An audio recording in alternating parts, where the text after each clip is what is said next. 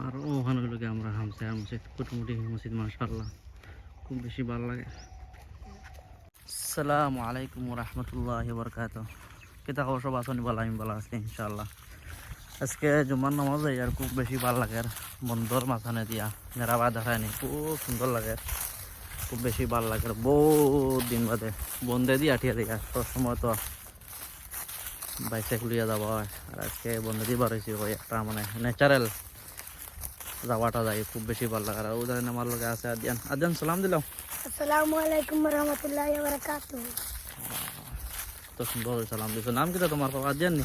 আজ্জান আমি খানা যাইতা হয়? জিন্নাত। জুম্মাত যাইতা নি? আচ্ছা, রোজু করছো নি?